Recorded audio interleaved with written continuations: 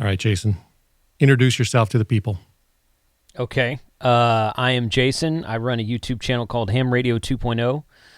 I have a couple of other channels on YouTube that are smaller and I don't put as much time into as I should, but my main focus is ham radio, off-grid radio. I've done some GMRS and CB stuff as well, so two-way radio communications that does not require any other infrastructure is kind of my thing, and getting people interested in ham radio is something I've focused on since day one as well. So you're a radio dork. Radio dork, yeah. You can say that. I've been trying to get you on here for like 2 or 3 weeks. Yeah. And or longer, maybe a month. Maybe. And I'll send you an email and say, hey, give me a date or whatever. And you're like, oh, I got to see what the weather's like. Or, it's like. I don't think I ever said that. You did. The first thing you said was, I got to see what the weather looks like. Okay, we did have an ice storm come through last week, and we were potentially going to lose power, which we never did. But it's always, in Texas, everything ices. We don't really get snow here. Everything ices, and when it ices, people get stupid and drive. People who can't drive in the sun go out and try to drive on the ice, and the power grid sometimes fails. We had that thing that happened in 2021, that a big snafu there. But yeah, so there was a threat of that happening about 2 weeks ago, and it never happened. So everything's been good. All right, yeah, out here, every time it rains in beautiful Southern California, it's like everybody they don't know how to drive to begin with. Yeah. And then it's rains and they really forget how to drive. Well, you guys could use some rain right now from all we got rain. It's raining now. Oh, good. Good. That's good news. And now we got mudslides where those fires are. That's what always happens. We get big fires out here every year, and the news across the country makes it sound like it's the end of the world. It's the end of the world here pretty much every year. Although these fires, the Palisade fires is big and it got a lot of homes. That's unusual. Right. But now that area's sliding down. Whatever didn't burn is sliding down the hill into the ocean. So that kind of sucks. All right. So I guess I'll let you slide because you almost had an ice storm or you almost lost power. We had the ice storm. We just never lost power. The ice storm happened, but it wasn't as bad as the one 4 years ago now. But we never lost power. So I don't know why else I would have said weather. That was the first time. That was the first thing. And then the other things was your schedule. It's like I don't understand what you're doing that's keeping you so busy. It's like, do you have a day job or something? Nope. Just this. All right. Welcome to my world. Right. Just goofing around with radios and Radio Dork shit and YouTube. Mm-hmm. That's right. You got a new channel though, right? You got a couple of channels. I thought I know that you had the, it's not off-roading, the overlanding channel? Yeah, kind of like, I mean, you know how it's channels not real go. Off-roading. It's not real. No, it's not. It was never off-roading, really. It was off-grid. Was it overlanding? I thought it was overlanding. It is. You know how channels go, right? I mean, your GMRS channel is called NotARubicon. So channels start out one way and they kind of take on a life of their own. But it started as an off-grid gear review channel. That's what I thought. I wanted to make a channel to review a bunch of batteries and solar panels and tents and hiking gear and this kind of thing. Not really communications, but a little bit. And it kind of morphed into I've done some overlanding stuff, but the most popular videos I have are focused around RV reviews. I'll go to an RV dealership or an RV show. Do you have an RV? I do. I had two. I finally sold one about 2 weeks ago. And then I've got another one that I've been having a bunch of troubles with. So I make videos about all the troubles I'm having, and those are popular Isn't that videos. Normal with an RV? It's like a camper, like a motorhome kind of RV. I mean, yeah. It's a bumper pull RV trailer. That is the one I have. So isn't it normal that there's all kinds of issues? It's very possible. Yeah, I mean, you can spend $15,000, $20,000 on an RV, or you can spend 10 times that. You can spend $200,000 or $300,000 on an RV today, depending on what you're getting and the size and all the amenities and whatnot. So, yeah, it's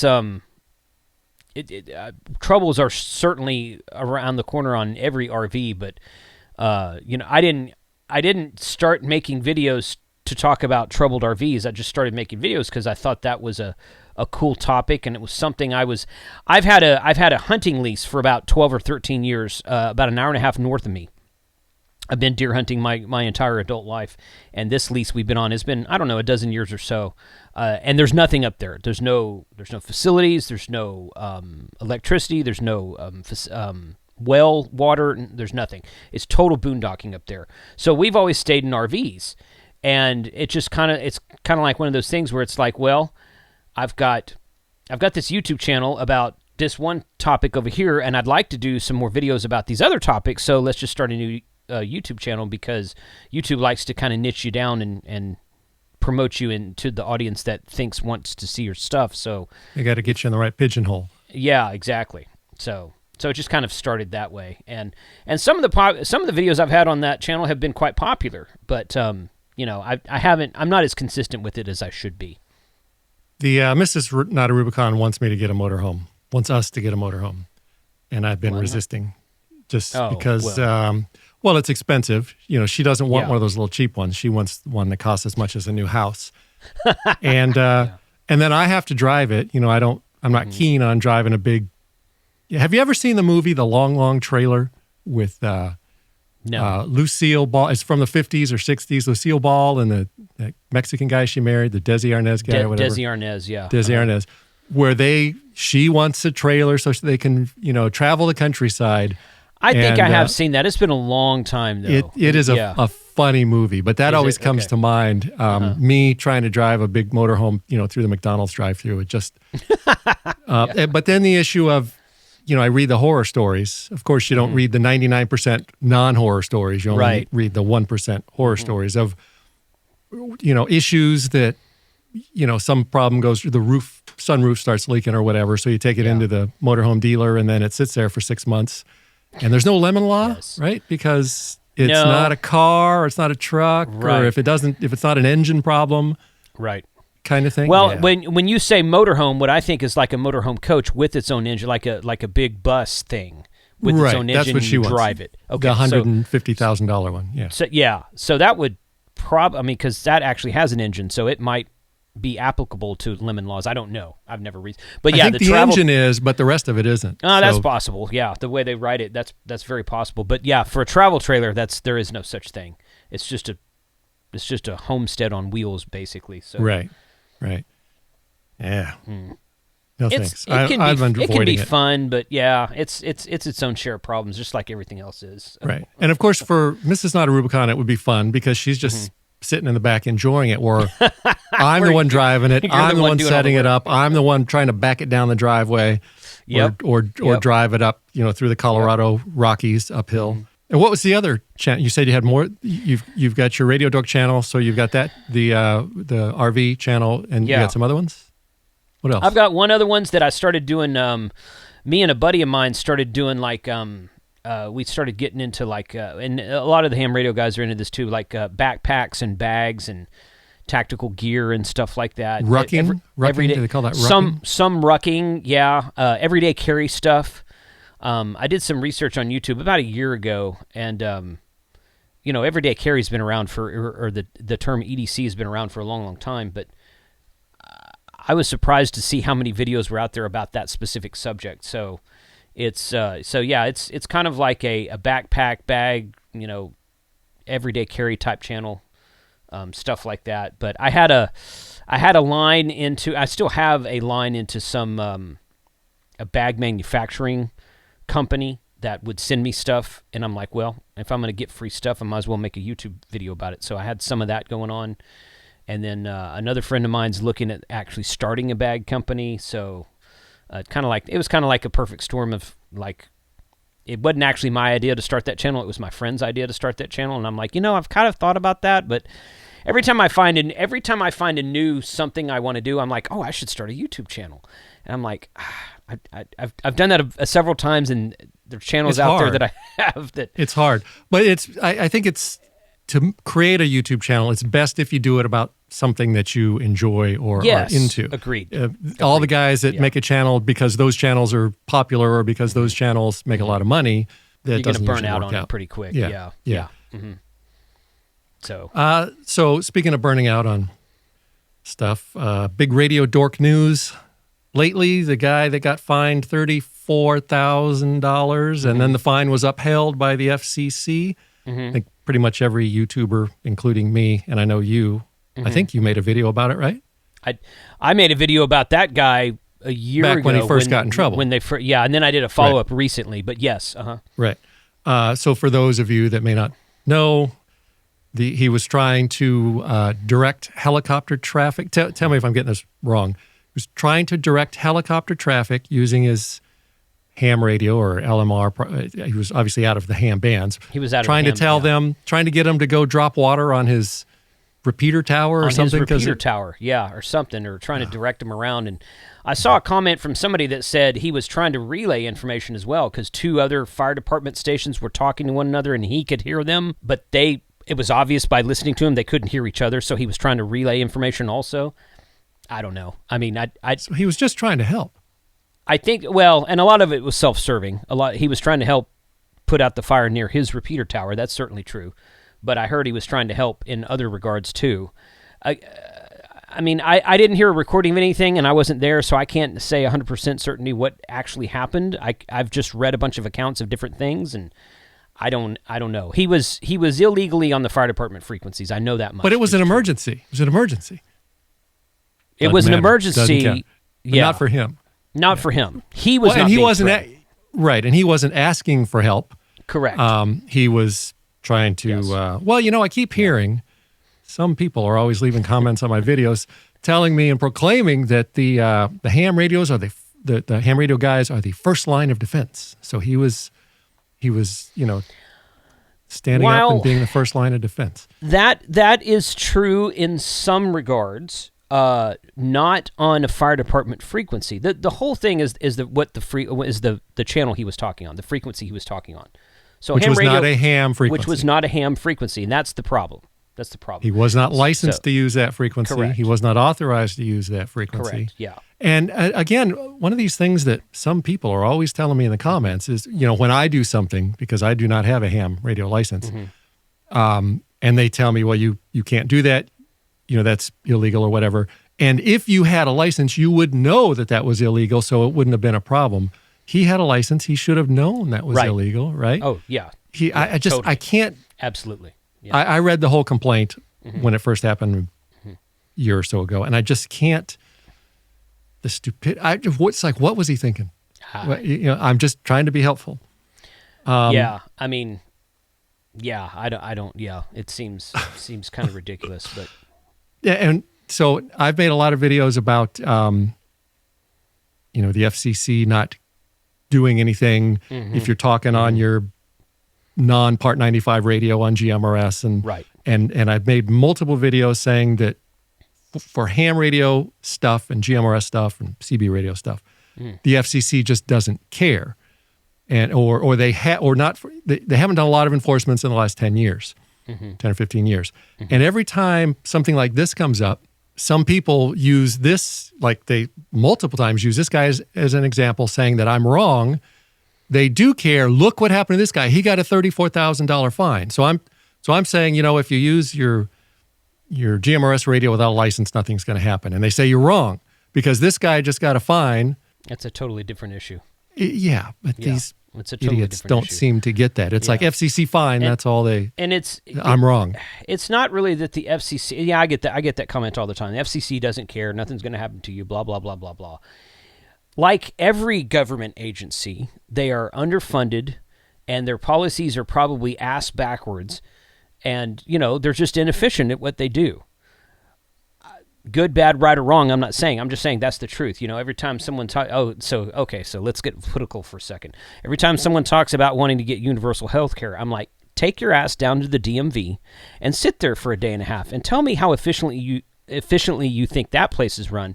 And then let's talk about if you want those guys running your doctor's office or your hospitals locally. I mean, come on. It's just they're incredibly inefficient. And for right or wrong reasons, I don't know. It's not that they don't care. They don't have the manpower and the funding to do everything that they could be doing if they had more budget. Now, maybe that's a good thing. Because do you really want them knocking on your door and breathing down your neck every other week about something stupid? I mean, do you I think there are some people that would like to see that. I know there are people that would like to see that. That's probably true, yeah. But, micromanaging is a thing that most people hate, and I don't want a micromanaging government, and I think most of the people who follow me and actually like what I say in my videos would agree with that. They don't want a micromanaging government either. It's government overreach. It becomes government overreach at some point in time. But yeah, I mean, you're right. It's not the same thing. Keying up on a Part 90 radio and GMRS frequencies when you have a GMRS license is not the same thing as what this guy did. It's just simply not. It's not even close. And they'll bring up the guy, and this happened multiple times in the last week on different videos. There was a guy, I think it was 2016, was messing with a police department. I think it was in New York, and he was making officer and distress calls. And they told him to stop, and he's like, "Fuck you! I'm not stopping. I'm going to do it more." I mean, he just on and on and on.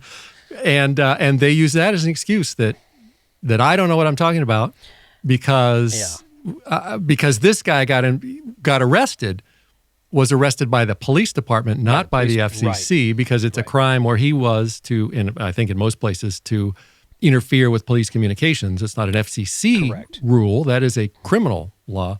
That's correct. I guess what I'm saying is that people are idiots. I mean, that's a blanket, easy way to say it. Yeah. People right. Are idiots. You said a second ago, the FCC is underfunded. It's not that they don't care. They're self-funded. So it's my understanding, and Josh and I talked about this. They get all their money. They get a budget at the beginning of the year, which I guess Congress has to approve. They get the money, and then they kind of pay it all back into the till throughout the year, based on their licensing fees and auctioning off radio waves and fines. So if they, they know where their bread is buttered, they got to pay for themselves. Are they going to go after some guy playing on his radio and give him a $34,000 fine that may never even get paid? Or are they going to go after a radio station whose antenna tower is 10 feet too tall or the light on top burned out and give them a $500,000 fine or whatever? Where do you think they're going to go? And they go where their funding is. And they don't care about. That's a good way. That's a good way to say it. I had a comment on.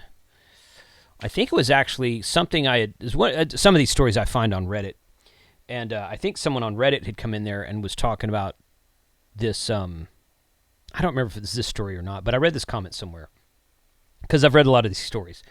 And this guy claimed he worked in the LMR industry. He was a commercial radio technician, and he's like, they see the FCC all the time. Like they make regular visits, they come in, and he's like, they're not like coming in trying to bash you or something. They're just there.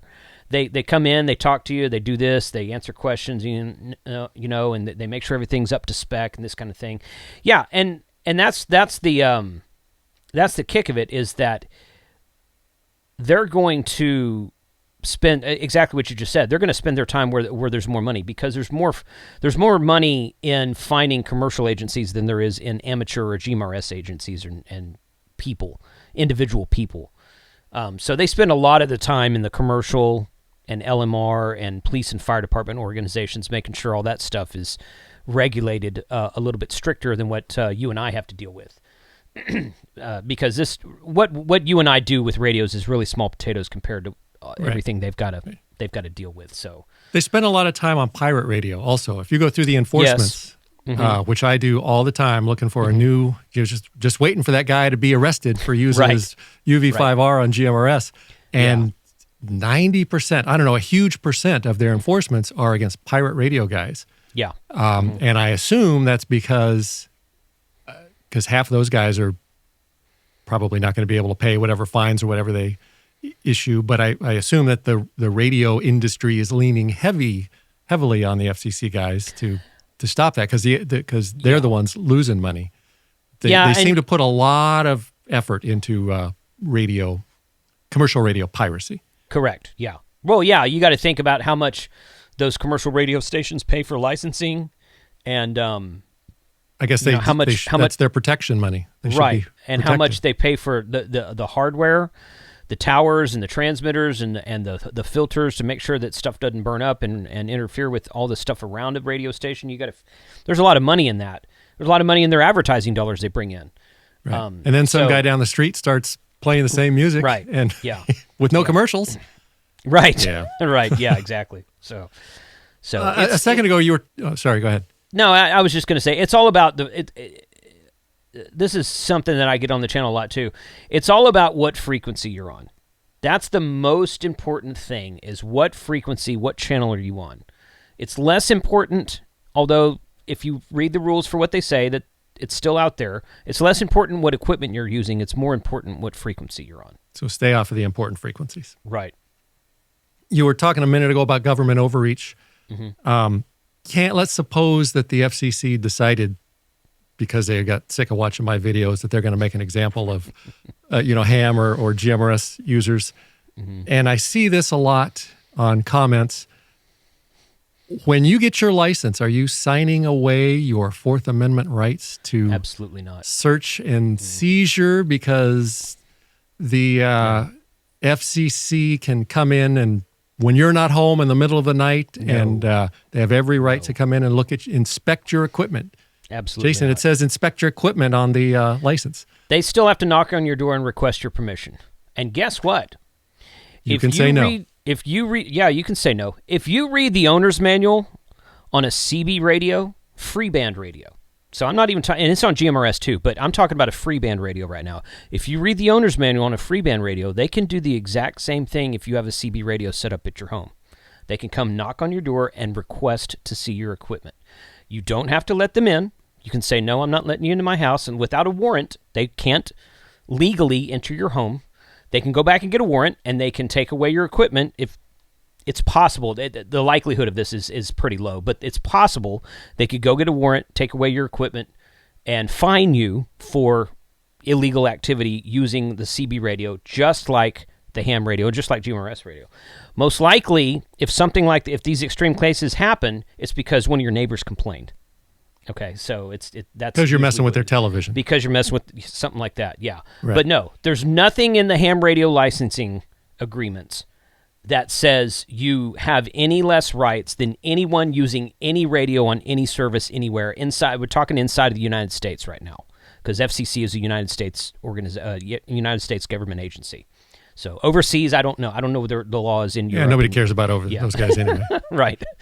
But so no, it's absolutely no different than anyone using a CB radio or a GMRS radio, or even if you and I as American citizens, we can go purchase our own commercial frequency. And I have one. Actually, I have 6 of them. Okay. I have a business license. A friend of mine has one. I was just talking to him about this the other day. I'm thinking about looking into that for myself, just because I think it'd be kind of neat to do. Neat to make some videos about. It's awesome. But if you have that, and for some reason you start running too much power and interfering with your neighbor down the street, they're going to come knocking on your door and say, well, yeah, you purchased this license and have this privilege, but you're interfering with people, so they're going to request to inspect your equipment, and you can tell them, no, I'm not going to let you come into my house. So same thing. It applies to everything. My understanding is that if you say no, again, like you said, they could go get a warrant. It's easier for them, and my understanding of the reading of the rules or whatever is that if you say no,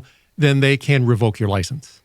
It's like you say no, and they're like, all right, no more license for you, which most people in a series of events that has to happen first, yes, they can do that. They're not going to hand you a slip of paper if they knock on your door and say, "Can we see your equipment?" No, they're not going to say, "Okay, your license is hereby revoked."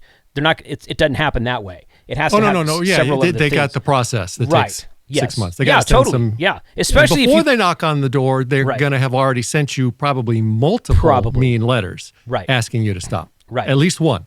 Yes. Because it's expensive to get their posse up and drive out to your house, and it's right. I'm sure that 90% of the people that get a letter are like, "Oh shit, I didn't realize," and stop doing whatever. Maybe so. Yeah, and in the spirit of ham radio, and talk about ham radio for a second. In the spirit of ham radio, if you're interfering with your neighbor, and your neighbor comes and says something to you, there are steps that we can take to mitigate or eliminate that interference. And as being a good ham radio operator, that's what there's a lot of stuff about how to do that in the licensing test, in the studying that we do to get our license, and just we don't. I've never met a ham radio operator in 30 years of having a license that actually wants to interfere with his neighbor. In fact, most of them want to be kind of incognito. They want to use their radios at home, but they don't want anyone knowing about it. Yeah, isn't part of the bragging rights is about how clean your signal is? Yes, yes. Yeah, that is very true also. So, I mean, that's the difference between a $400 ICOM and a $25 Baofeng. So, it's the difference between a license and not a license is that I don't give a shit.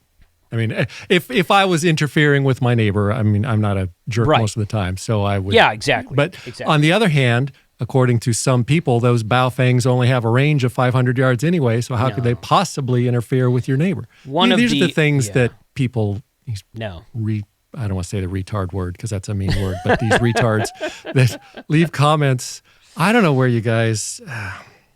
Well, if you go buy a Baofeng from Temu, apparently they have a 10-kilometer range, which is really impressive on a 7-watt radio. Right. So, yeah. No. I don't buy stuff on Temu. I with my UV5R, my maximum that I've ever got was 13 miles. Mm-hmm. But I was literally at the top of a hill. If you know Southern California, there's a place called Big Bear, and I was coming down the road, and I could see, the whole valley, and I had somebody down at the bottom, 13 miles, and I can hit a repeater 69 miles away with my UV5R. But normal day-to-day, with some trees and houses full of wooden walls and concrete, you're not going to get that far. It totally depends on what's between you and the other station you're trying to talk to. Yeah. I try to make that point. Yeah. But, should Elon just abolish the FCC? What would a world without the FCC look like? I think that people forget that the FCC also regulates, every electronic appliance or piece of equipment you have in your home, including your TV, your LED lights, your microwave, your Wi-Fi, your routers and whatnot, all the access points you have, all of these are regulated by FCC and your cell phone. Right. And in a world where let's just call it what it is, in a world where Baofeng made all of those equipment and it's do you really want to live in that world? I mean, you're not going to be able to use your Wi-Fi because there's so much dirty RFI coming off of everything else that's crappily made in your home. So it's not just, they have a lot of other responsibilities besides just two-way radio communication. And in my opinion, the two-way radio section of the FCC is probably one of their smallest sections. Right. Well, they're going after the phone spammers, right? They don't do the greatest job because most of those guys are out of the country anyway, but they do stuff. Yeah. What else are they going? The pirate radio I already talked about, which I don't know, most people probably don't care about. But yeah, I think a world without the FCC where your cell phone, they make sure the cell phones work. They make sure that cell phones are, that's probably the most important thing to most people. That's why a lot of your radio scanners, like Uniden and Bearcat scanners, can't pick up cell phones. They're the ones responsible for doing that. So it's a privacy thing. I am generally in favor of smaller government and less government power. But not no government. Not no government. No. There needs to be some sort of government. The Constitution outlaws everything. There was no FCC or wireless communications back when the Constitution was written, obviously. But it makes pretty clear about what the government can and can't do. So I think like most government agencies that are in existence today, ATF, I think they should be reined in and perhaps a little bit turned down a little bit, but abolished, probably not. I don't think that's very realistic. Yeah, I get a lot of the guys coming in leaving comments saying that we should not be wasting taxpayer dollars on the FCC. It should be abolished. And I'm like, well, number one, they're self-funded. And number two, you don't want to live in that world without not really the FCCs. You're a YouTuber, right? Correct. Talked about that. I actually like talking to YouTubers. I've had other guys on here that aren't really YouTubers because as a YouTuber, you can feel my pain and my rage. Do you ever get stupid comments? And how do you deal with them? Probably not I've seen them. Probably not as well as I should. Meaning you're too nice or not nice enough? I'm you're not mean nice or you're not? I'm not nice enough. Well, okay, first of all, there's basically two ways I try to do it. The first thing I do is that if some person wants to come in and start throwing a temper tantrum like they're 12 years old, I usually just delete that. I'm just like, yeah, this is stupid. Especially if it's off topic. You know, I'll get comments some video. I'll talk about a handheld radio, and they'll come in and they'll start talking about how the ATF they hate the ATF and blah, blah, blah, blah. And I was like, well, wrong place, wrong time. Gone. Goodbye. Well, so that's just an example. I've never had a comment about the ATF that I can recall. I'm just making an example. But so the ones that are obviously just crybabies, just literal crybabies, you know, adults acting like children, I get rid of those. I've taken a lot of I've done a lot of studying and attended a lot of seminars like Vid Summit and VidCon. You've heard of these? Yeah, those are YouTuber dork things, but yeah. Yeah. So it's like how to you know, monetize your videos, how to make. It's not just YouTube. It's like video marketing for companies and whatnot to do video advertising for their product, whatever they're making. So I've attended a lot of these, and I heard one of those guys say something one time, and he said, I'm paraphrasing, I can't remember exactly what it was, but he's like, somebody that's upset in the comments, they've probably got something else going on in their life and they're just lashing out because that's what's in front of them right now, and they've got other problems that they're actually dealing with in their life. And he said that one time he had got a really mean comment about something, and he went back to the guy and he's like, well, I'm sorry you feel that way, but you know, how could I improve myself? What could I do better? Well, he started a conversation with this guy. It turns out this guy was like, I don't remember, he was having some sort of financial issue. He was losing something. It wasn't anything as big as his home. But so this YouTube guy that I know, he sends the guy a bunch of money, like $1,000 or something, to pay this bill that he was upset about. And this guy became his good friend, and I think he eventually paid him back. I don't remember, but you know, it kind of started a conversation. It's like, this is not a bad dude. He was just having a bad day. So I unsuccessfully try to look at comments like that most of the time. But you know, sometimes. I think the majority of those guys, I'm sure that obviously that happened once. I'm sure that is the case a lot of times, but some of them are just rage. They're they need attention. Right. They're running on rage. I just call them online stalkers. These guys that don't like something I said, or they don't like the way I talk, or they don't like the picture that's behind me, and they will come. This has happened with a dozen or more. They will come in on every video and complain, call me names. I hate your videos. They will come and watch every video and complain about how much they hate watching every video.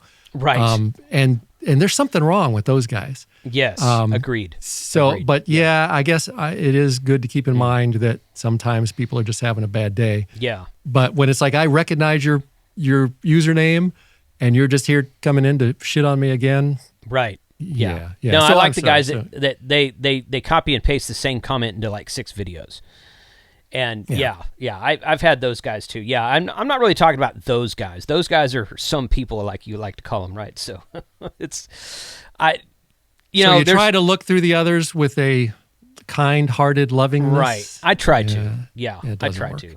And you know, and sometimes this is actually quite rare. Sometimes people will come in and they'll say, "Well, I disagree with you, and here's why," and they'll make a very strong, polite argument, and I'm like, "Nothing wrong with that. All right, nothing wrong with that. Let's talk about that."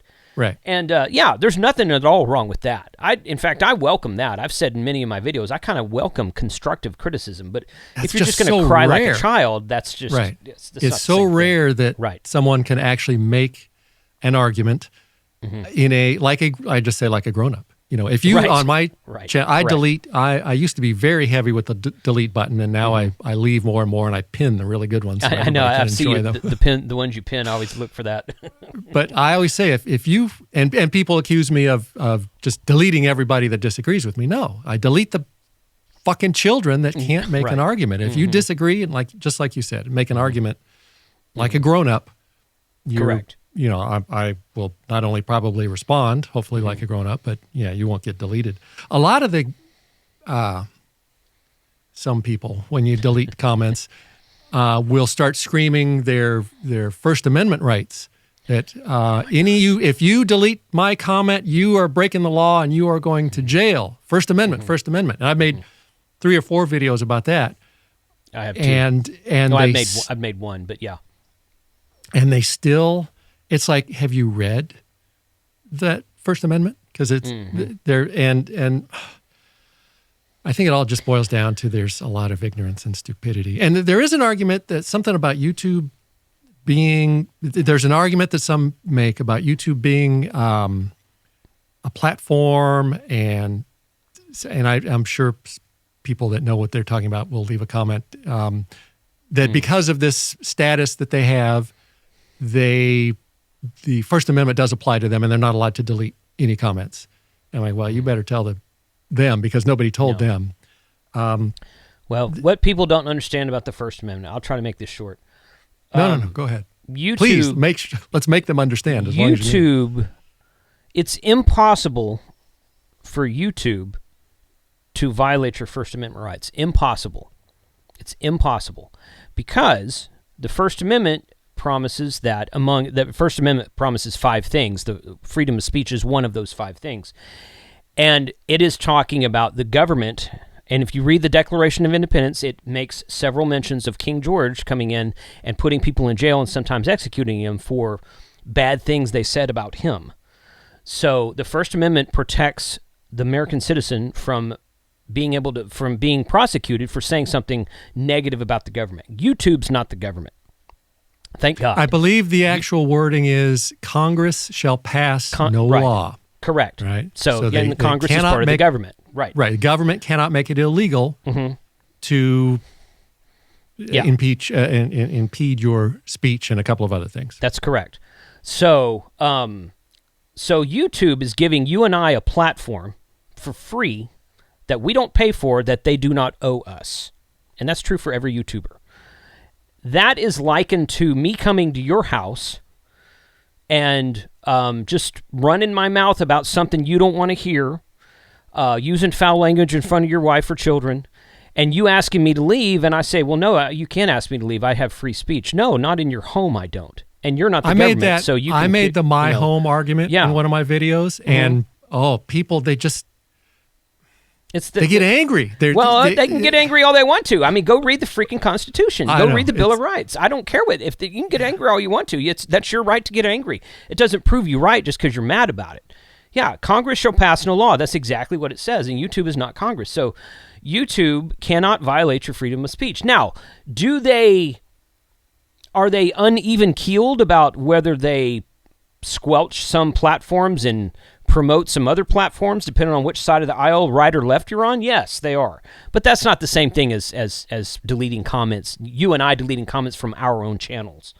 So it's a ridiculous argument. The whole thing is a ridiculous argument, and again, it's just being done by people who don't understand. They're trying to find some sort of confirmation that what they're saying, that the crap they're spewing is correct, and it's not. Now, there is an argument, and on my videos, there were actually people that made this argument like a grown-up, that when the government or a administration comes in and starts directly telling or even indirectly telling the platform, Facebook, YouTube, what they need to delete, now that's a problem. That's a problem. That is a problem. Right. Absolutely. Yes.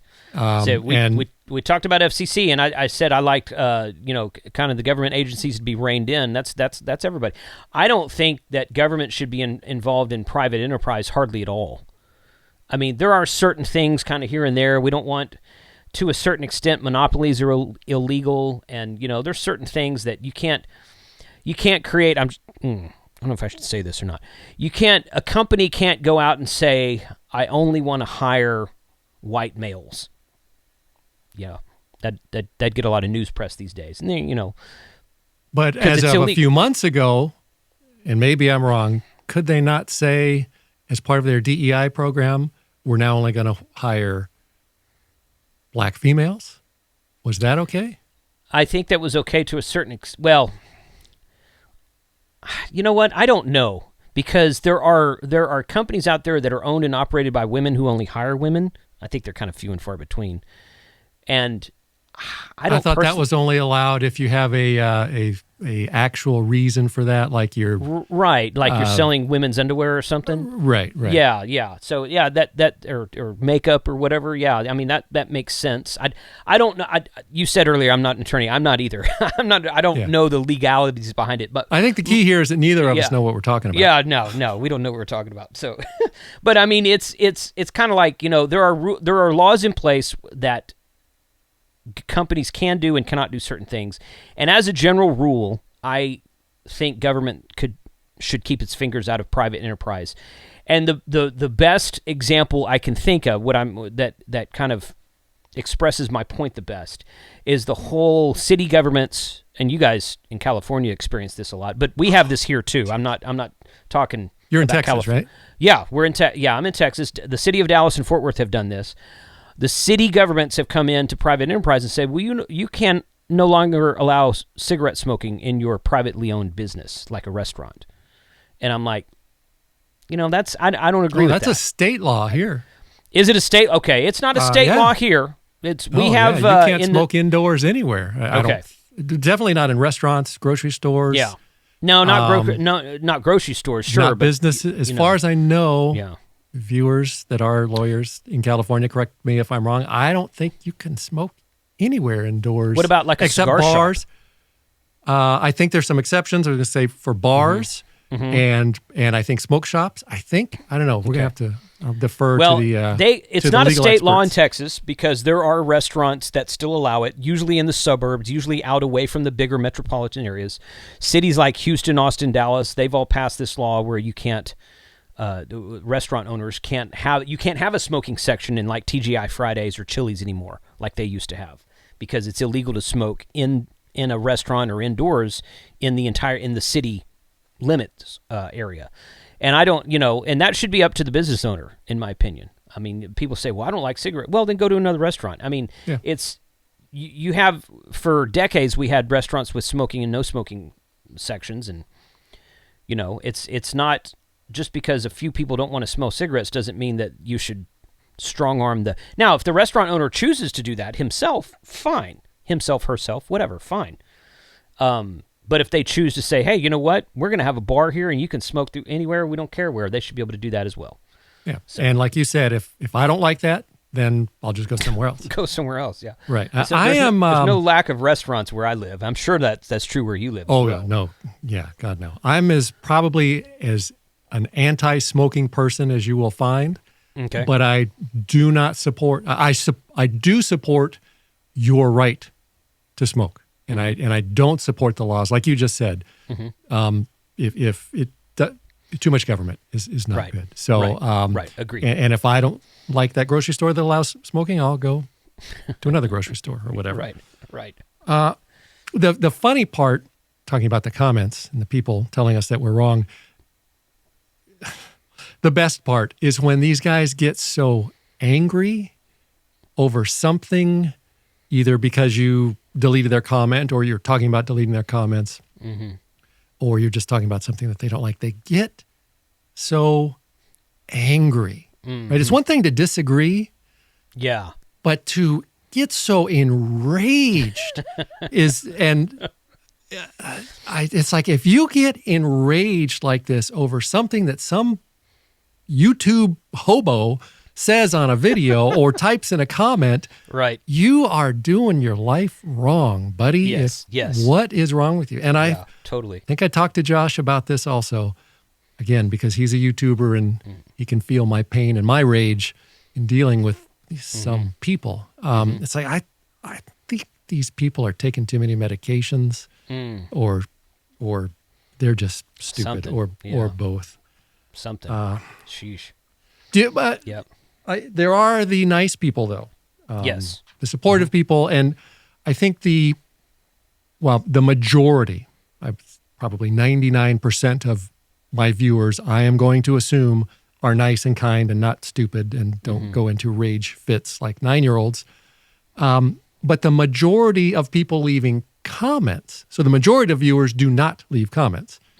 If I get a video that gets 10,000 views, I'll get 500 comments, a small percentage. But of those 500, 45 or 50% are freaking morons and just Yeah. But there are the nice ones, was my point. Do you ever get the guys that value your opinion so much that they ask you for your phone number, or they want so that you can give them personalized help, or they want or offer to pay you to come over and program their radio, or help them? Sometimes, usually it's people asking for my email, and I share my email in many of my videos, so I get. Well, okay, so in addition, because I get those, right? Getting the emails asking for the 10-paragraph long, email asking for help, right? Which you got to appreciate it. I mean, it's like it's flattering that you trust me so much to help you with that. But man, when that video ends, my support is over. And I guess you could make a living. I mean, with not a living, but I could be making a lot of extra money just from the people that offer to pay to help them. But no thanks. You get that?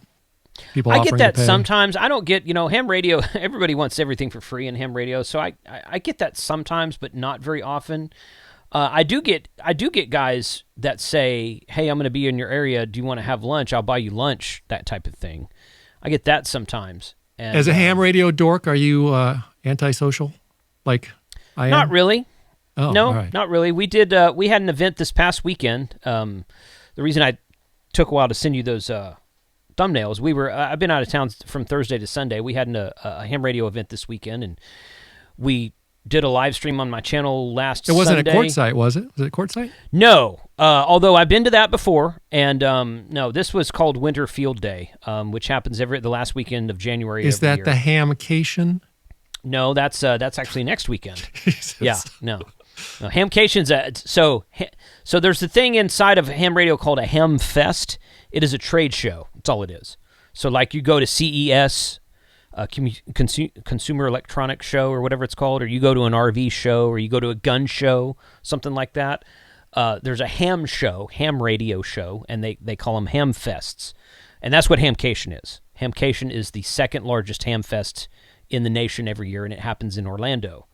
Quartzsite, and there's this very, very small thing called Quartzfest that's kind of like a small Hamfest there. It's very laid back, nonchalant. They have a couple of forums there, and some people selling used gear. Nothing really structured, but basically it's just an excuse to go out in the BLM land and camp, which I'm fine with.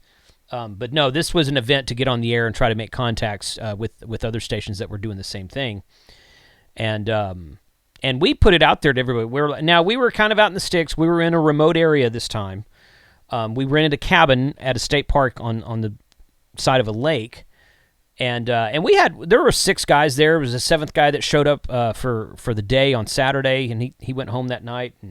But we invited people to come out, and I think we were just so far. And a lot of people participate in this event, so a lot of people stayed home to participate in the radio thing.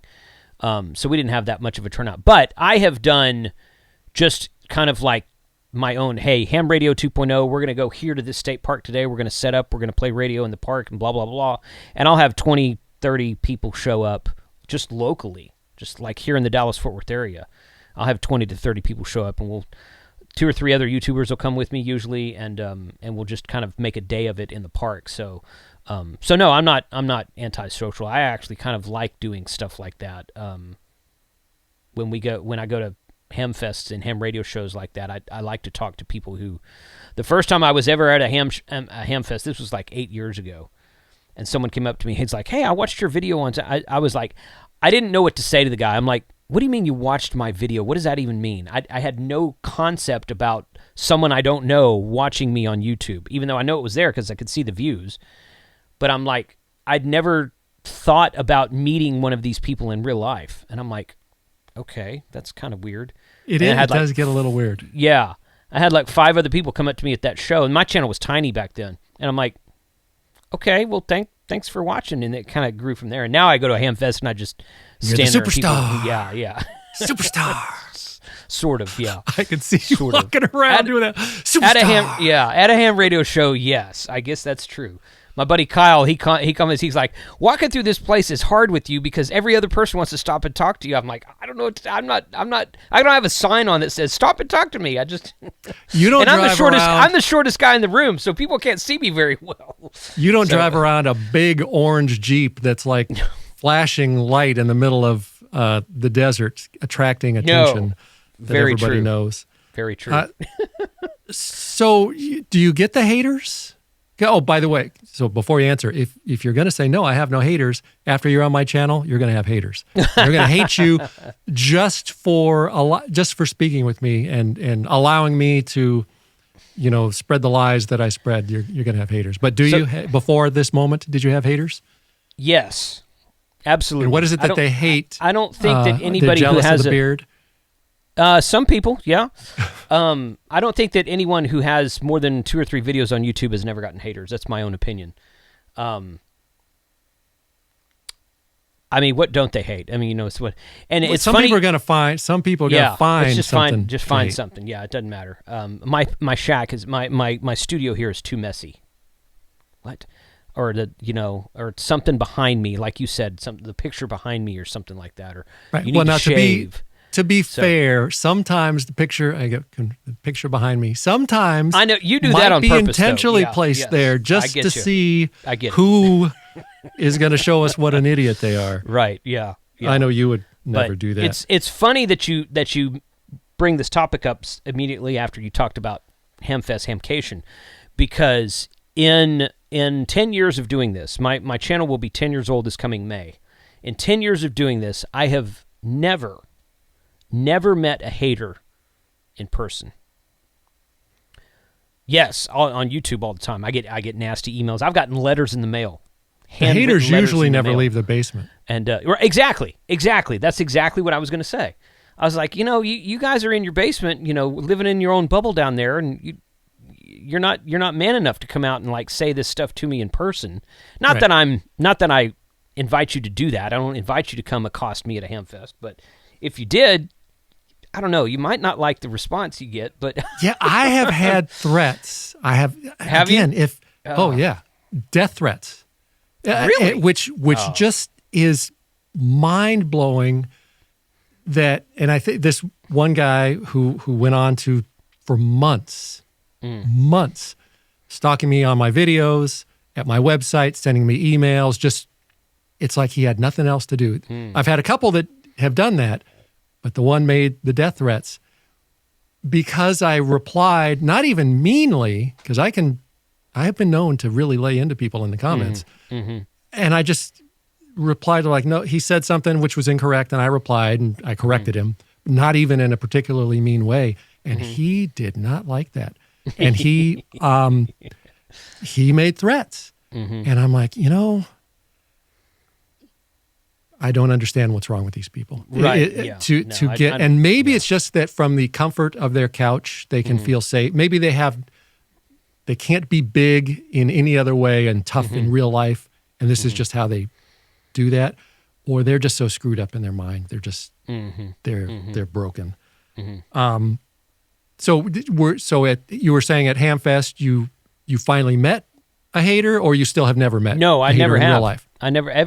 Everyone I've ever met at a Hamfest has been incredibly supportive, nice, wanting to buy me a beer, wanting to thank me. Some people hand me cash. That usually doesn't happen, but it's happened a couple times. Oh, I haven't met those guys yet. And they're like, "Here's a live super chat." I'm like, "Hey, thanks, I appreciate that." $10 or $20. It's not a lot of cash, but I appreciate it. I'm not asking them for it. And, everybody I've ever met at a trade show or out in public has been incredibly nice, very friendly, very down-to-earth people that just, are a pleasure to talk to. So, no, I've never met anyone that at a show at all. And to be fair, in real life, every ham person that I've ever met, and I used to do the off-roading videos, made a lot of off-roading people when we're out off-roading, have all been very nice. Although there was one guy that we met off-roading, because I can almost not go off-roading in our area in Southern California and not be recognized, and my regular crew that goes out with me makes jokes. Deadhead Dave loves to point out when a fanboy comes by and wants to take selfies. One guy we met, I don't think I got out of my Jeep, and he was talking to somebody else in the group saying, "Oh, is that the NotARubicon?" and so on. And I was just watching from 50 yards away while they were talking. And he came on later on whatever my newest video was and started complaining about what a jerk I was because I didn't get out of the Jeep and go talk with him and how I treated him poorly. And I'm like, dude, I just fucking sat in my Jeep. But other 99.999% are all in person. They're nice because, again, I've had that comment before. Hey, I saw you at the Hamfest and you didn't say anything to me. And I'm like, I mean, I've never had anyone come up to me and say something to me and I just ignored them and walked away. I've never done that. So I'm like, dude, you need to start the conversation. I don't know you. That's what people who watch you, they like, oh, yeah, they become. You know buddy. what I look like. I don't know what you look like. Right. I mean, I can't see you through the camera in the other direction. So you need to come up to, if you want to say something to me, please do. But I don't know what you look like or who you are. Right. This is NotARubicon used to complain. We used to do these big off-roading events. I'd make the videos and when I was making more off-roading videos, and we'd have, the biggest one was almost 200 vehicles, which is huge. Oh yeah, that's really big. Usually there'd be 50 to 60 vehicles. And Mrs. NotARubicon used to complain that when these people would come up to me to say hi or thank you or just, be nice, that I was too antisocial and wasn't nice enough to them. And I don't know, I think she was right. So I have to, it's difficult for me. I guess I have that antisocial side to be nice and to smile and say, yes, thank you. But I do appreciate it when they do that. You can't blow them off, which Mrs. NotARubicon said I was doing too much. Do you get the sad hams in your comments? I remember, before you answer, 2 or 3 years ago on Twitter, which is what we used to call X in the olden days. I still call it that, but yeah. It's X, man. You had said, I don't know if you were replying to me or if I was replying to you. I think you were replying on one of my tweets or zeets or whatever they're called now, that something to the effect of those sad hams that I liked to use that term a lot, didn't exist. You've never run into one in person or online. You're like, I'm just making this shit up. And I said that to you? You said that. It was pretty sure it was on Twitter back then. Okay. But I have, and I was like, I don't know where this guy's been. Your eyes must be full of the sad ham bacon grease because you do not contend now that sad hams do not exist? I know you don't. No, in fact, I've seen you complain about them. I've made videos about sad hams myself. I think that I don't remember the comment you're specifically referring to, so I'm just gonna assume you're correct. But I don't remember the context of it. I think it was you being a sad ham. I think I think two things about that. I think the term sad ham gets thrown around. I get called a sad ham myself by haters in the comments when I say something they don't like. It's like, oh, well, I disagree with you, so you're automatically a sad ham? Exactly, yeah. So I think the term sad ham gets thrown around too much.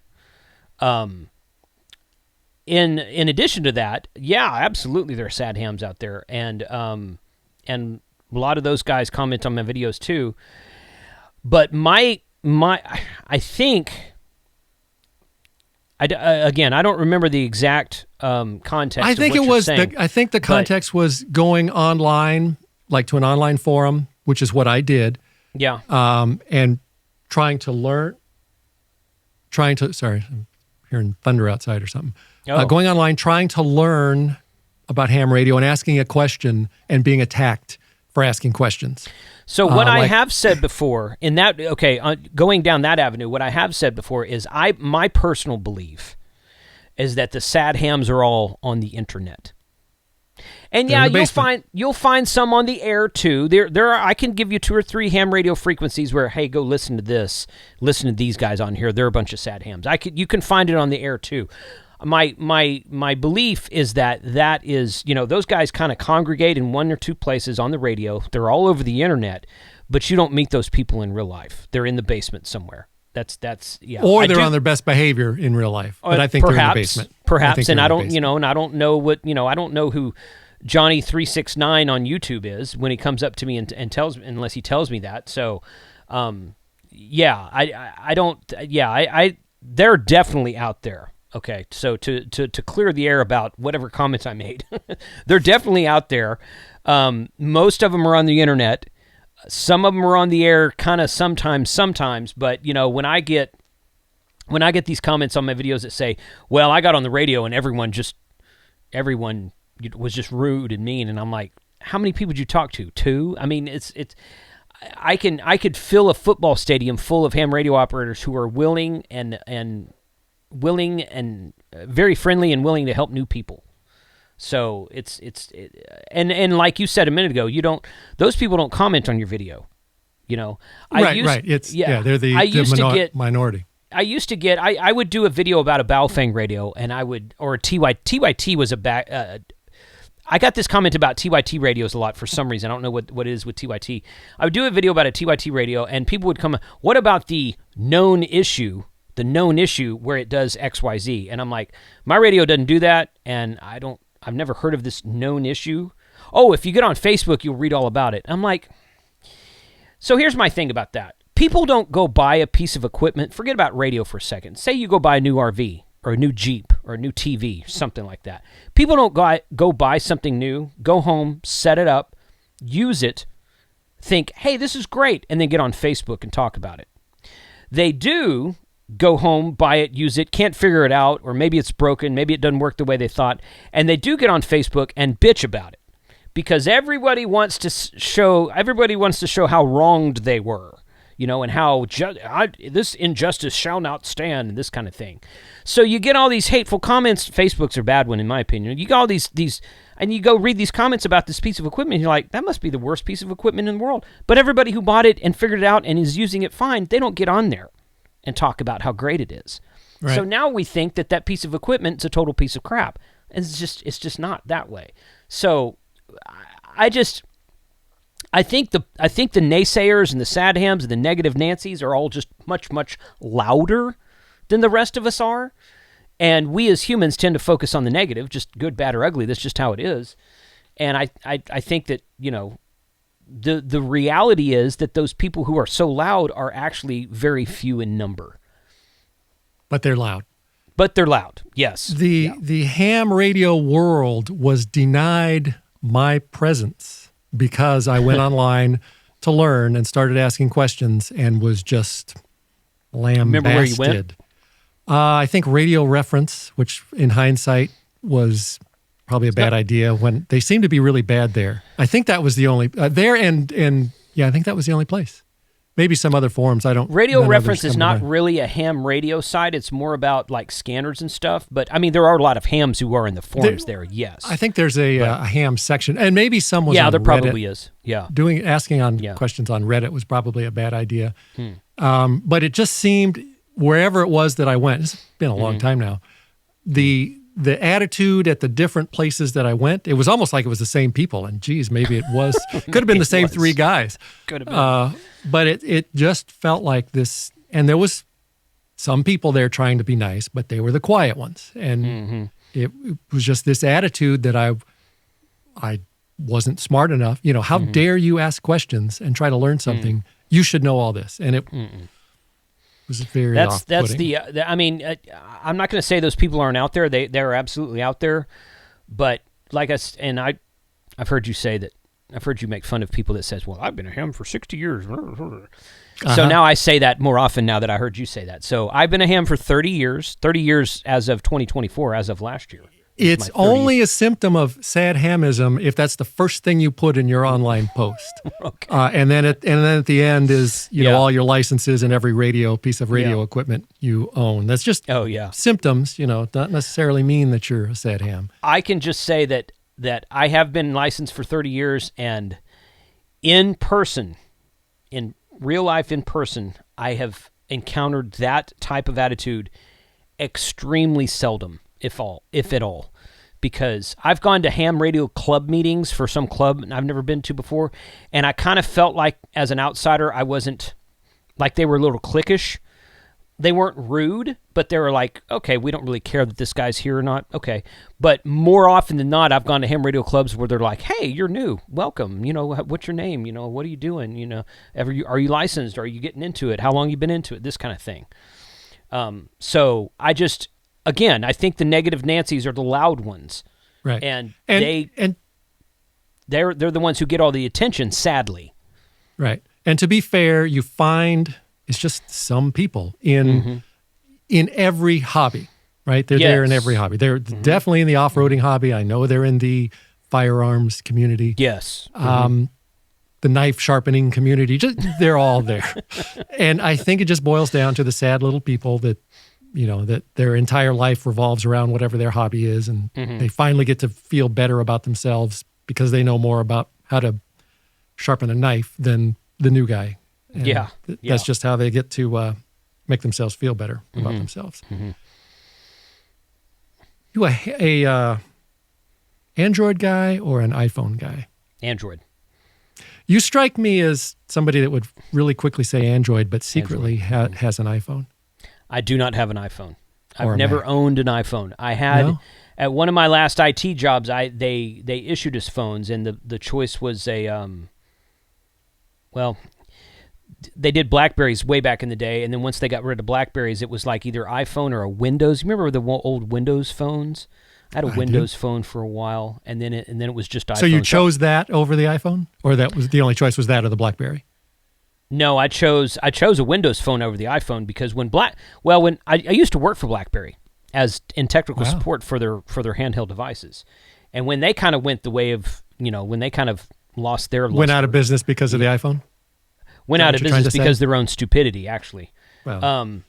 When they kind of lost the market share, I thought that Windows, because there used to be this thing called a BlackBerry Enterprise server that was basically an email push server that would take all your Exchange emails from Outlook Exchange for businesses. I'm talking about Exchange server emails and push them to your BlackBerries. So I was like, okay, this gives Microsoft an opportunity to come in and kind of take that over because BlackBerry's going away, and Microsoft never did that for whatever reason, I don't know. And at the time, we had iPhones, and iPhones did not integrate very well with that at all. And I think they're a lot better now than they used to be. But I had an iPhone for a while through my company. The only good thing about it was the battery life. It would last a friggin' week. But other than that, I just didn't like it. It's just not for me. I do own an iPad. I do own an iPad. Aha! I knew it.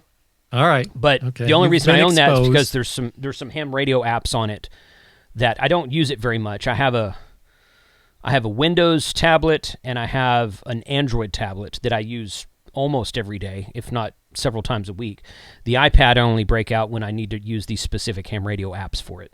Mm-hmm. So you've been exposed.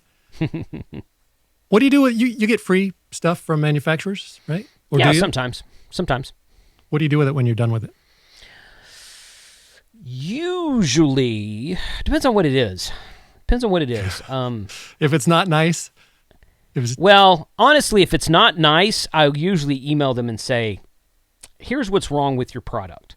Well, not necessarily something wrong with it, but just, you've got a $900 ICOM versus a, $40 whatever Baofeng. Nothing wrong with the Baofeng, but it's not an ICOM, right? It's just not an ICOM, yeah. Sometimes I do giveaways. I'm actually doing a giveaway this coming Sunday on my channel, which I don't know how long it's going to take you to post this video, but I do giveaways, and I'll give that stuff away sometimes. How do you determine how you give it away? Usually I will I have an email list, which I've had for a long, long time. I've got like 20,000 subscribers in my email list. And I'll create a new list that's just blank and with a new sign-up form. And I'll say, okay, we're going to do a giveaway, and go sign up on this email list. It's brand new. And then I just random pick numbers from that email. Like if I have 500 people, I just do a random number pick from the thing. And for whatever reason, about a year ago, I started doing mystery boxes. I was cleaning out one of my storage buildings with a bunch of old ham radio gear in it, and I took my camera, say, here's what I've got, here's everything. I'm going to put it in a mystery box. $25 for a mystery box. And those just like I put 50 of them up, and they sold in 2 days. And I'm like, my God. So sometimes I'll put those in a mystery box. And get rid of them that way. But if I haven't been to a ham radio club meeting in a long, long time, but if I'm at a ham radio club meeting and somebody's there is like got their kid there and their kid's studying for a license, or their kid just got some high school student or some college student is there and he's like, yeah, I'm going to college at local college, but I'm studying to get my license, or I just got my license, I might give some stuff to them like that kind of thing. Or even if it's an old guy says, well, I'm 65, I'm just now getting into this, I don't have anything yet. I'm like, well, here, take this. I'll give them a radio if they're new to the hobby. But usually stuff like that is what I do with it. Sometimes I keep, if it is good stuff, sometimes I'll keep it, and I might do a follow-up video with it like a year or two later. Because you always get, when radios are brand new, you always get, in fact, my video that'll post here in about 15, that'll go live on my channel here in about 15 minutes is that 935H that I saw your video on. Yep. From Waxon, Oshang, whatever. Ocean. Yeah. And I've had I've had 2 or 3 of their models of radios for years, and I'll do updates on it every now and then. I might say, these are radios I've had for 5, 6, 7 years. And, this Baofeng actually still works, and this Waxon actually still works, and I use this for this and that kind of thing. Because it's great to do a radio review when the radio is brand new out of the box. Of course it's going to work. But what about a year or 2 years or 3 years from now? Is it still going to work as well? Is it going to last? Is it going to stand up to all the conditions you put it through? That kind of thing. So I like to do that with some of the equipment I do. I keep saying I'm going to start giving my stuff away because I have boxes of stuff. I gave away a trunk full to the local repeater club, GMRS club, a while back, but I've got boxes. I'm running out of room again, and I don't want to, and I've said this, I still haven't done it. I don't want to do a random drawing type thing like what you were saying, or like what most tubers do is, click the like button and, they make you jump through all these hoops. I want to give it away just to people that actually would need it, like you were saying, the kid or it's just hard. It's easy to do in person, or easier to do in person, but sure, yes, it's hard to do online. I'm still figuring it out, but I'm gonna agreed. I'm gonna give someday I will give my stuff away. I saw that you got a Starlink Mini. I did. How do you like it? I've only used it a couple of times. So far, so good. I ordered I have a front runner roof rack on top of my F250. I'm sure you know what that is. And an F250. No, a Front Runner, the company Front Runner. No. They make roof racks and bed racks. They make all kinds of stuff for Jeeps. I guarantee you go out to an off-roading event again, I guarantee at least one, probably half dozen people will have something from Front Runner. Oh, so, I don't watch, I don't look at the stickers. My wife is always, Mrs. NotARubicon, looking at this and that, but all right, go on. All right, so sounds very impressive. They make a mount for that. Well, not for the Mini.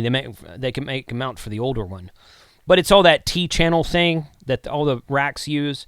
So I recently got a mount for that from another company that will mount to my Front Runner roof rack on my truck, and it's going to be my on the road internet. So I'm going to do some testing with it. Starlink has a plan right now that's $50 a month for 50 gigs. Yep. I think, and I'm going to test that and see how long it lasts just to do my normal ham radio stuff rolling That's down what the road. I've been using. So, really? The Starlink, I got mine, the Mini, a couple of months ago to take off-roading. Because when we go off-roading, when you do your RVing, you're probably staying pretty close to roads, which means you're always... No, all right, well... Where we go, we get no service of any kind. Right. And we will be miles, not just miles from everything, but where, if we had a problem out there, most rescue crews would have trouble getting to us a lot of times. Not every time, but a lot of times. We're out there. And when we're out there, we're on our own. There's usually no repeater coverage even because canyons and mountains and stuff. And having that Starlink is like the hugest, biggest life-changing thing for us of anything. When we go off-roading now, it's like, if I forget my waters, I don't care. If I forget lunch, I don't care. But gosh darn, I better make sure I got that Starlink. I feel naked without it. Right. Because we're in touch all day, no matter what. And that rare time when something bad goes wrong or happens, which has happened a few times before we got the Starlink, it's like, just pick up the phone and make a video call to 911 or a friend or whatever to come and get us. I love that thing. And it's what I was going to say was, when we go out, we let everybody in the group connect to it and use it. So everybody's phones are connected up to it. And the usage has been, the 1 day a week on the weekends when we go, I don't think we've ever gone over 25% of that. Of that 50 gig. We had a guy, we were having lunch weekend before last, deep canyons out middle of Anza Borrego area. And at lunch, and he's watching the football game, streaming the football game, which is, it's cool. Yeah, it's it makes ham radio obsolete now, right? Yeah, I guess. But well, it kind of does. I mean, you can't chit chat with I guess you could chit chat with your friends over it, but for emergency use, it's going to work way better than emergency off-roading or when you're out of range of anything else. That's the best option. As long as there's still satellites floating around. As long as there's still satellites going, yeah. And I took mine to Grand Canyon last year. I've had an original Starlink for about like 2 years now. So I took mine to Grand Canyon last year. We had clear line of sight at the sky, and I could text and send emails all day long, but I called my wife at night, and the phone, it kept saying bad signal. So the over the Starlink phone calls did not work very well. So it just kind of depends. The great thing about radio, not just ham radio, GMRS also, is that you pick up the radio and you start talking into it, and like 20, 30 people, all your buddies can hear you at the same time. Not when you're off-road in the middle of nowhere and you need help. Well, I'm talking about the group around you. Right. 10 or 20 cars go out together, and you guys are all together, and you can talk to everybody at the same time instead of picking up the phone and dialing each car individually. Right. That kind of thing. Yeah. So that's what's good about kind of like localized, especially when you're driving down the road and you're in a caravan driving down the road and you're talking to one another, right? So that's the good thing about radio, is it's kind of like a party line. If you're talking about emergency comms, then it's, I have always, in all of my emergency comms video, I have always said you should get and use everything. In fact, I've said many times that this is a great emergency comms tool if you have service. Whether that service is through 4G, 5G, or Starlink, doesn't matter. If you have service for your phone, this should be your great. If you can dial 911, then absolutely do it. So it's kind of like the thing where I'd rather have more than less. Right. So yeah. And that's the and I mean, let's be honest here. The Starlink equipment's not that cheap, and there's a monthly service to it. Well, you buy a GMRS radio or a CB radio, you buy it once, you pay for it, and there's no monthly charge to use it. So, and a lot of the comments I get, well, that's just too expensive. That's just too. Radio's free once you buy it. Whatever radio service, it's all free. So. There's the cost factor that goes into it as well.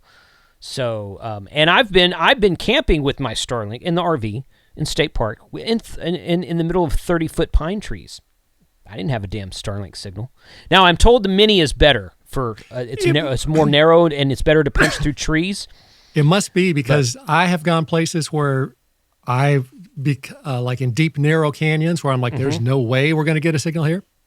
And you got it. Okay. Well, I'm looking forward to trying that. The original Starlink, that it's the motorized unit, the rectangular panel motor, and you plug it in and turn it on, and it kind of points itself. It's all motorized. That thing does not work under canopy trees. I've taken it to several places, and I'm like I was at Grand Canyon. I think I said Grand Canyon a minute ago. I meant Yellowstone is where we were last year. 2 years ago, we were at Grand Canyon, and in the tenting campsite we were at Grand Canyon was treed, and I couldn't get a Starlink signal out of there either. It could be. There's not a lot of canopy in the desert where we usually are, right. So I haven't run out into there that. It'd be perfect. And they're launching new satellites all the time and improving the network all the time too. So this was 2 years ago. I'm talking about. There's weren't as many satellites up, but I'm told the Mini is better at punching through trees and foliage like that than the original dish was. So which I'll find out soon. I guess you'll find out. Right. Yeah. So you mentioned GMRS. You have a GMRS license, right? I do. Mm-hmm. And do you use that for anything, or is it just for show because you're a YouTuber? No, I actually use, so there's a couple of repeaters, and now it's been a while since I've been on there, but there's a couple of repeaters in Dallas that are used pretty regularly, and I get on there and talk to those guys sometimes. Primarily, I will use GMRS on road trips. I'll usually scan through the 22 channel. I'll just hit scan. I have a Walks on the KG1000G, and that's what's in the truck.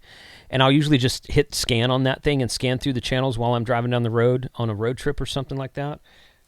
These overlanding shows I go to, there's people all over GMRS, and I'll use it there. So I use it, yes. I don't use it as much as I use my ham radio, but I do absolutely use it. You think it's a gateway to ham radio? I think it can be. For the right person. Right. For the right person. Yeah. I think it can be. Yeah. I mean, if you're actually interested in off-grid communications and, that type of thing, then yeah, absolutely it is. But if you just need to talk to the guys in your group. Right. Yeah. It's and a lot of people. Yeah. A lot of those people, guys too. That's fine. A lot of people treat it as it's ham radio light or the first step in getting your ham radio license. But guys like me just want to use it to talk to the other guys in our group when we're out off-roading. Right. Totally. Yeah. How long have you been a Radio Dork? You said you got your license 30 years ago? I did. Yeah. Wow. Yeah. Shortly before that, I mean, I have always been interested in communications without infrastructure. So when we were in high school, we all ran CBs. And this was back during the times when cell phones was, cell phones were out, and it was pretty easy to get a cell phone. You could go sign a 2-year contract and get a free phone. This was before the smartphone, but, but all of those, it was like 30 cents a minute during the day, free nights and weekends and all this crap. So we didn't use them during the day. So a buddy of mine, he's like, why don't we put CBs in our cars? I'm like, oh, that's a great idea. And once I kind of got used to using the CB, I'm like, this is cool because you can talk to people that are a mile down the road or in the next city over or somewhere locally. And, we would talk all over the place. And we may or may not have been running more power than we should have. And but it was a great communication tool because you could kind of keep up with everybody like that. So I kind of got into it then, and it was a CB guy who introduced me to ham radio the first time. And I didn't know what it was, and he's like, well, it's he was talking about the VHF bands, and he was like, well, mostly it's FM instead of AM, and you can use repeaters. I'm like, okay, cool, let's go do that. So we went and studied together, both got our ham radio license, and then that's kind of what opened it up for me. So I've always been interested in the form of communication that doesn't require a cell site or a satellite or a landline or something like that, or something where you can just pick up the device and talk without having to be connected somewhere, authorized somewhere or something like that. So it wasn't just to impress the chicks? No. Speaking of impressing the chicks, what kind of product are you using in your face muff there? I just got this cut this morning. Got it cut? So, I did. I got it cut. You paid somebody to cut it? I did. Yeah. Really? I didn't even know that was a thing. Yeah. There's this place in there's a place in Southlake. It's the town next to me called the Boardroom, and it's like the ornate. You walk in, they serve you a scotch. They should have cigars in there, but I don't think they allow cigar smoking. It's against the law. Yeah, like we said a minute ago. And they do your haircut, they do the pampering, the head wash, and they will trim your beard for you. They will do that. Hands? I didn't get that done. Yeah, they'll do that. Should. But she trimmed my beard and put some product in it this morning, and so this is the best. I won't look this good again until next month when I go get the same thing done. So yeah, looks good. I got a ways to go. Mrs. NotARubicon, I don't think she's going to let me get like yours. She doesn't like the face muff. She doesn't, my wife didn't like that for the longest time. And finally, she went out of town for work one time. She was gone for like 3 weeks, and she came back, and I have this, and she's like, what is that? I'm like, I don't know. It's the longest I've ever. And now she's like, she'll look at me sometimes. She'll be like, that's too long. I was like, all right, I'll go get it cut. But she's more receptive to it now than she used to be. So she doesn't mind all the food and stuff getting in there and starting to smell and go bad? Well, I do take showers, so, I typically speaking, I don't have that problem. That's the key, is the showers. Yeah. So I made a video about breaking FCC rules a while back, not too long ago. So say you're out, following that line of thought, say you're out using your GMRS or ham radio or whatever, talking to your buddies, off-roading, caravanning, whatever, without a license. Some people always tell us that the ham radio guys are going to track you down if you do that. So first of all, they probably aren't. No. I mean, but, some of those sad hams that don't leave their basement, they're not going to do it. They're not going to do it. Yeah. But okay, so let's say you're jamming a repeater. All right, you're causing legitimate interference just because you're being a dickhead. Yeah. And it is actually and I get a lot of comments about this too, where if you have a Kraken, it is really easy to track somebody down that's jamming a repeater. I've done it multiple times. People say I'm wrong, and they'll never. If you're in a car, they can't track you. Oh, yes, they can. Yes, they can. I've done it. Yep. But okay, so they track you down. All right, they know who you are. They know where you live. They know you're jamming their repeater. Then what?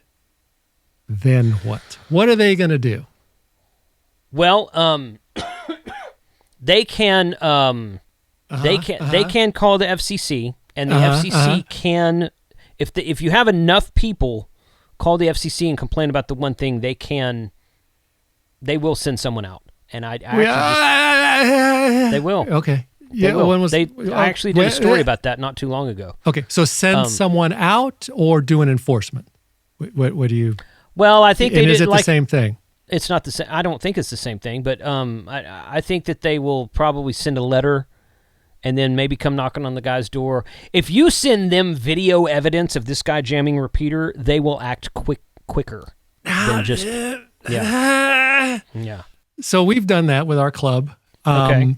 And not only did they not act at all, we got zero response, and we had dozens of complaints, video, certified letters, sheriff's reports because they were making death threats. Nothing from the FCC. Now, that doesn't mean that they never do. Obviously, maybe they knew it was me and they were just said, that's what you get. They didn't know it was me, I don't think. But so... If you've got somebody making death threats over the air, I would totally take that to local law enforcement. We did. And they were...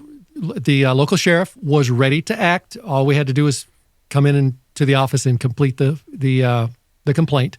And he was ready to act. We waited. We wanted the FCC to do something. We didn't want to have to do criminal stuff. And I wasn't in charge of all this. I was just part of the group.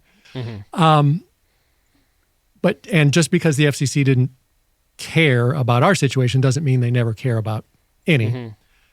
So I'm not saying you're totally wrong. But so the steps would be, they would potentially send somebody out, like you said, to investigate. Is this a legitimate issue? Then send you a letter asking you to stop, which is an enforcement. A letter is an enforcement. Yes. Coming out to investigate is not an enforcement. That's them collecting information to decide if they want to do an enforcement. Right. And then you said knocking on their door. When was the last time that happened? I mean, it's probably, well, like we said, it hasn't happened.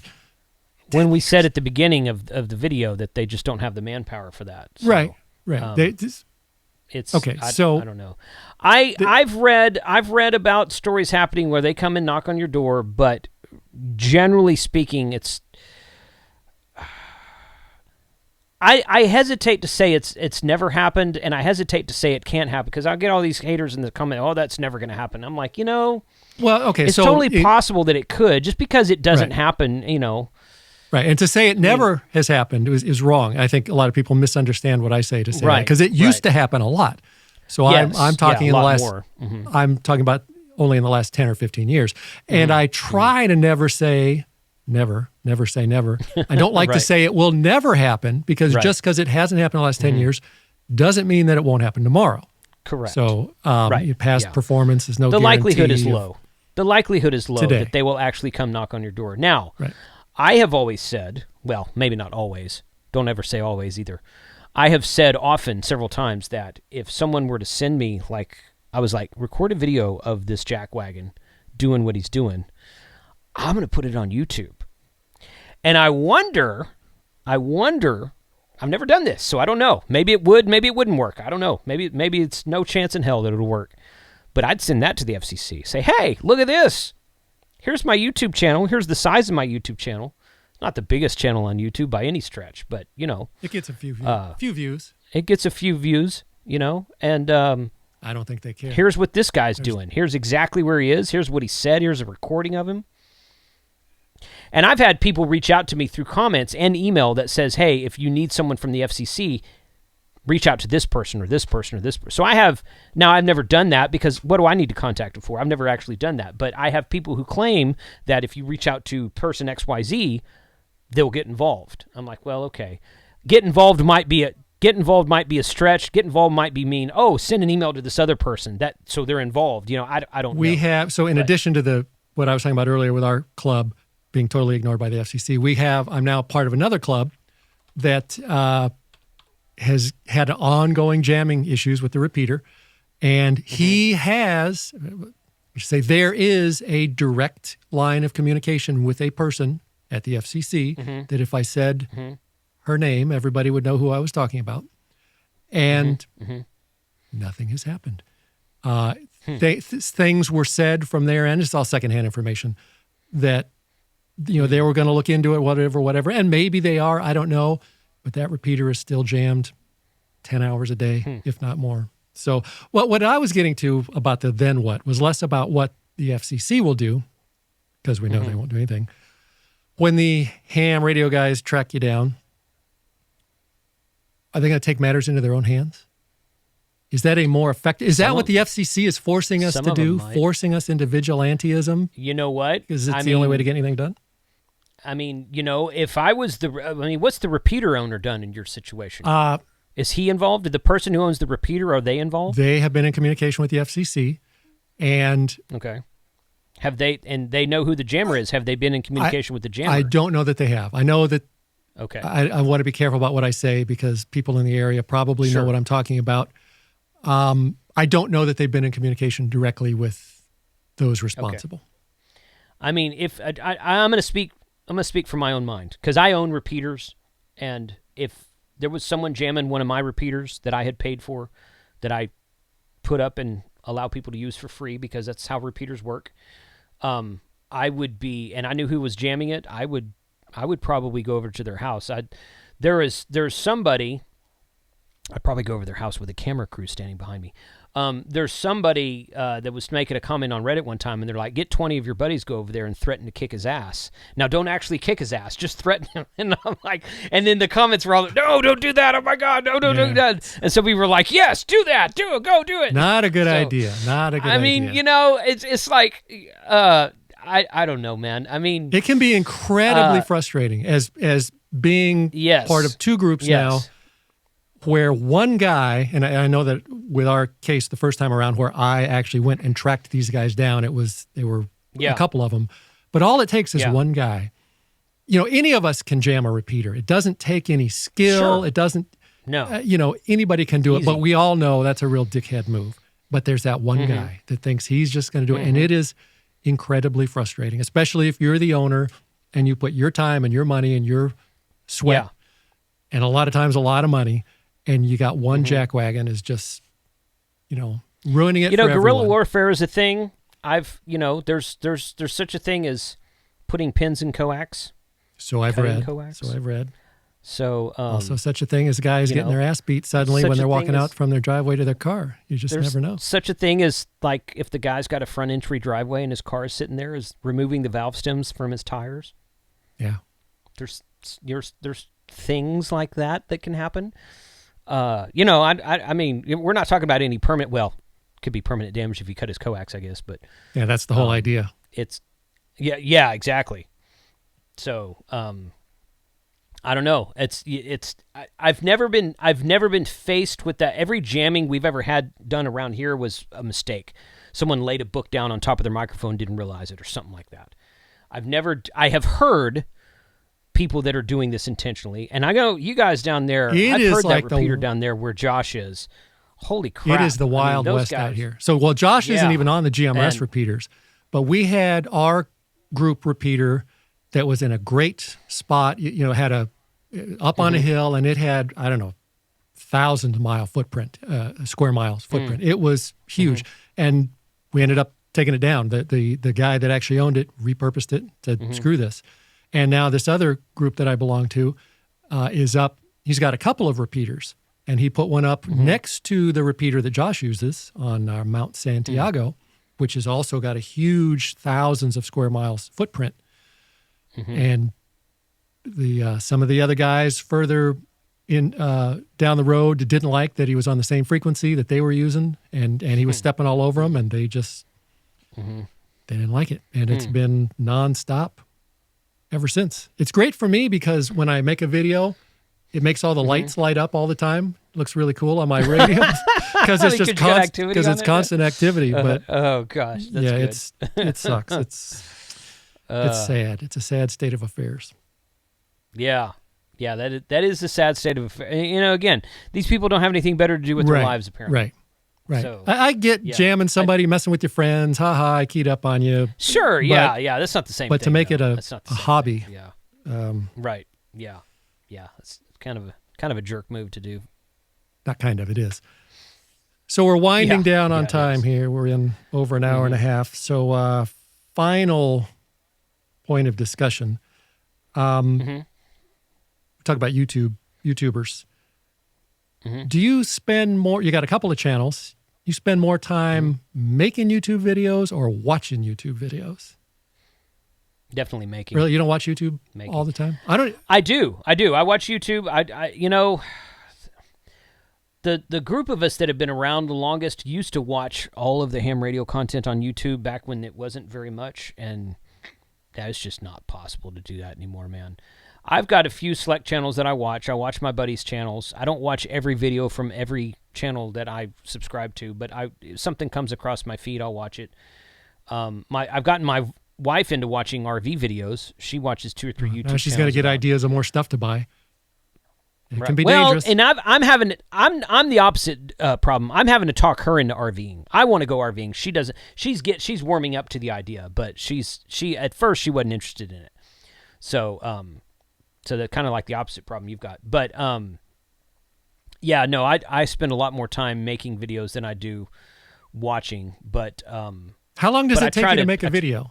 Say I don't know. Most of your videos aren't super long. Say a 15-minute video. How long from the thought of that video till the time you hit upload? How much time? Not necessarily how long, but how much? These talking head videos where I'm just talking about a Reddit article, not long at all. Half hour.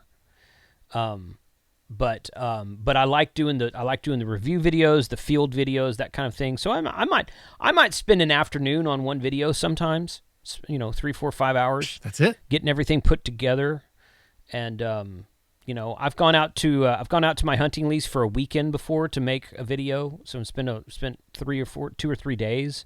Not all day, but good part of the day, making a video about that. So, what is your process from the time? Say you have an idea. Do you write a script or make notes, or you just turn on the camera and start talking? I just turn the camera on and start talking. Well, I will do, depending on what it is, I will do research on the product or the software that I'm talking about, or the story. If I find a good story I want to talk about, I'll go try to find links to more than one website about it, as it were. But usually, no, I don't script anything. I just turn the camera on and start talking. So I edit out a lot of where I get in there and make mistakes.